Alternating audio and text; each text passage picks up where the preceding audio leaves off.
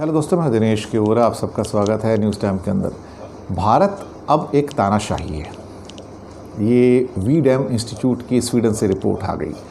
अभी last week ही report आई थी freedom house की अमेरिका से, जो कि अमेरिकन गवर्नमेंट के द्वारा फंडेड एनजीओ है, और उन्होंने कहा था कि इंडिया पार्ट डेमोक्रेसी है और पार्ट अथॉरिटेरियनिज्म है।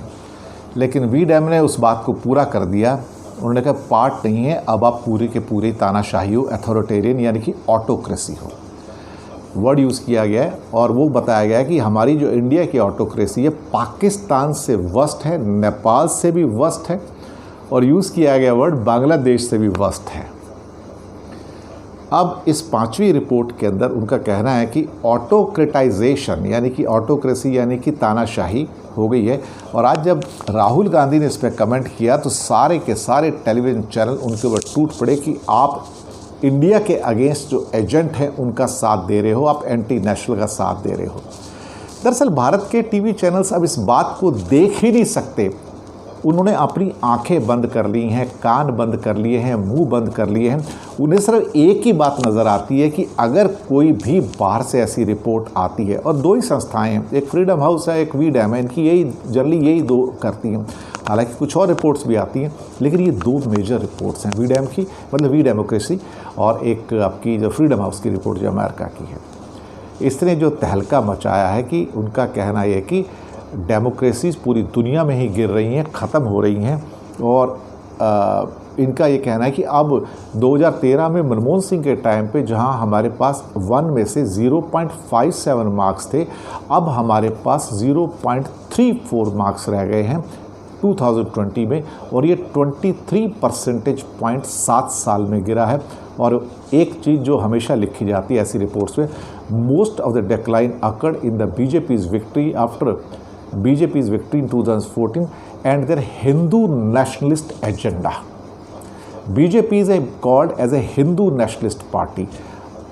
अब आप सोचिए, हम इस बारे में हमेशा बात करते हैं कि बीजेपी सिर्फ हिंदुओं की बात करती है, उनके मुख्यमंत्री हों, प्रधानमंत्री हों, वो हिंदुओं की बात करते हैं। आज भी प्रधानमंत्री कहीं बोल रहे थे कि अगर बच्चे जो हैं वो सारे के सारे अगर गीता पढ़ेंगे तो जो स्टूडेंट्स हैं, युवा हैं, उनको फ़ायदा होगा। पर प्रधानमंत्री जी ने ये कभी नहीं कहा कि अगर बच्चे बाइबल पढ़ेंगे या कुरान पढ़ेंगे या महात्मा बुद्ध की किताब पढ़ेंगे या महावीर की किताब पढ़ेंगे तो उनको फ़ायदा होगा। ये उन्होंने नहीं कहा।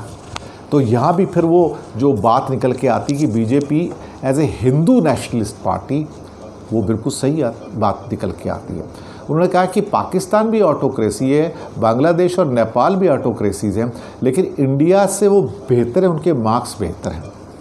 उनका कहना है कि 7,000 लोगों को जेल में डाल दिया गया पिछले 7 साल में, राजद्रोह के, देशद्रोह के चक्कर में, क्योंकि उन्होंने रूलिंग पार्टी बीजेपी को क्रिटिसाइज़ किया। देशद्रोह में, डेफेमेशन में, काउंटर टेररिज्म की एक्टिविटीज़ में, सेडिशन में, UAPA का एक लॉ है, अनलॉफुल एक्टिविटीज़ प्रिवेंशन एक्ट, उसके अंदर उनको गिरफ्तार करके डाल दिया। सबको डाला, जो कॉमेडियंस हैं उनको गिरफ्तार किया, जो पत्रकार हैं, जर्नलिस्ट हैं, उनको डाला, जो आर्टिस्ट हैं उनको डाला, और जो भी लोग हो सकते थे जो उनके खिलाफ बोलते सबको अंदर डालते थे।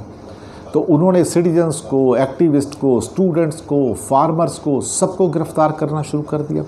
सिटीजनशिप अमेंडमेंट का एक्ट का यहाँ भी जिक्र आया, और हिंदुत्व मूवमेंट की बात यहाँ भी हुई। दूसरा उनका ये कहना था कि BJP has increasingly used the foreign contribution regulation act to restrict the entry, exit and functioning of civil society organisation and they have been muzzled, यानी कि उनको कुचल कर रख दिया गया। डेमोक्रेसी डिक्लाइन पे है, और इनका ये भी कहना है कि दुनिया में अब ले दे के डेमोक्रेसीज बहुत कम हो गई हैं। पहले 41 कंट्री थे, अब 32 रह गए हैं। तो धीरे धीरे डेमोक्रेसीज पूरी दुनिया के अंदर अब ख़त्म होती जा रही हैं।